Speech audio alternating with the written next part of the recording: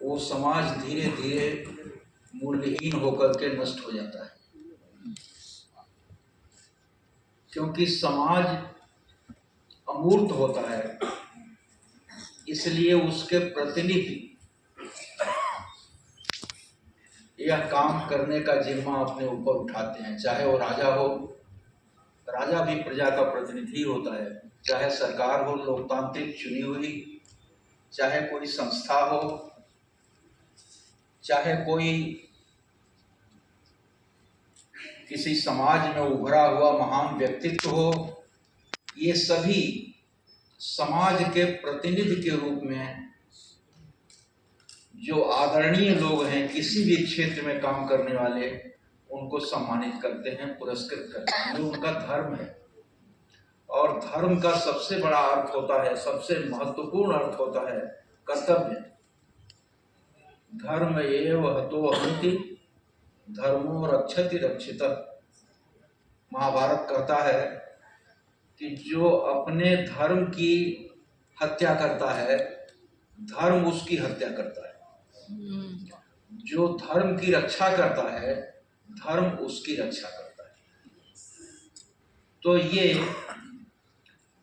अब यह है कि पुरस्कृत क्यों करता है समाज या समाज के प्रतिनिधि। जो साहित्य अकादमी भी समाज की एक प्रतिनिधि है, क्योंकि बहुत से काम ऐसे होते हैं जो हम व्यक्तिगत अपने लिए, अपने परिवार के लिए, अपनी नौकरी के लिए करते हैं, लेकिन कुछ काम ऐसे होते हैं जिनसे सबको कोई न कोई, सबका उपकार होता है। साहित्य ऐसे ही एक कामों में से है जो यह सोचकर तो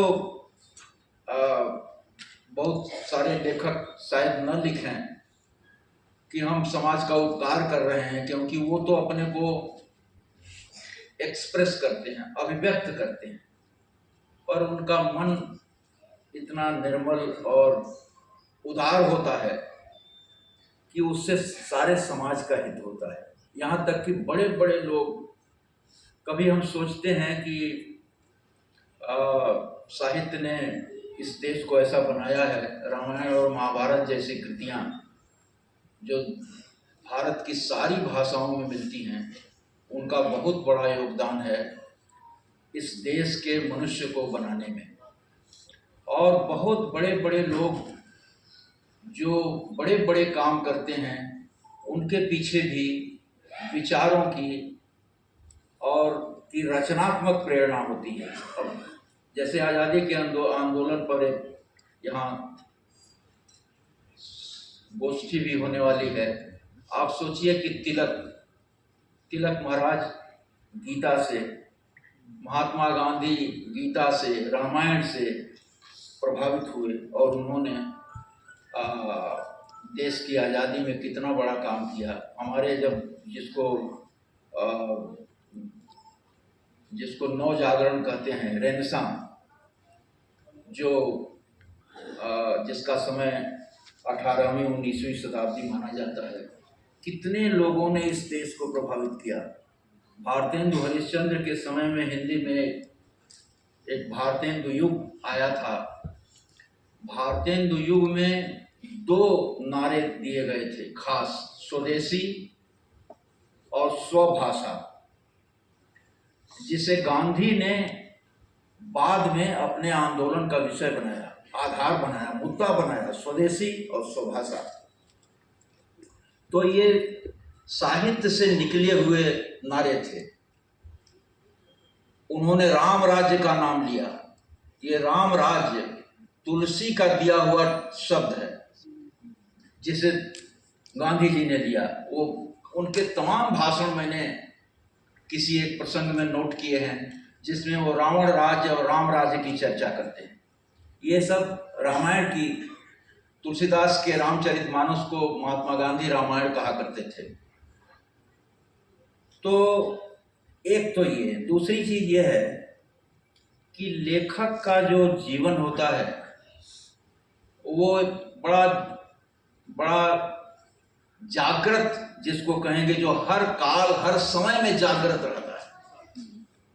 संत कवि कबीरदास का एक दोहा है, बहुत अच्छा दोहा है कि सुखिया सब संसार है, खावे और सोवे, दुखिया दास कबीर है, जागे और रोवे। जो जागता है वही रोता है। लेखक की आत्मा इतनी जागृत होती है कि मैंने बहुत सारे लेखकों की पढ़ी है वो, कि आधी रात को उनके मन में कोई कल्पना आती है, कोई प्रेरणा आती है तो उठ के लिख देते हैं। अब वो रात दिन, वो सोते समय भी उनके दिमाग का कंप्यूटर कुछ इस तरह की कल्पनाएं किया करता है। आप तमाम लेखकों की जीवनियां पढ़ेंगे उनके। और वेलिंगटन जो, जिसने नेपोलियन को हराया था, जो लौट के आया तो उसका भतीजा टॉमस ग्रे की एलिजी का पाठ कर रहा था। Away it's like the inevitable hours, the paths of glory lead but to the grave.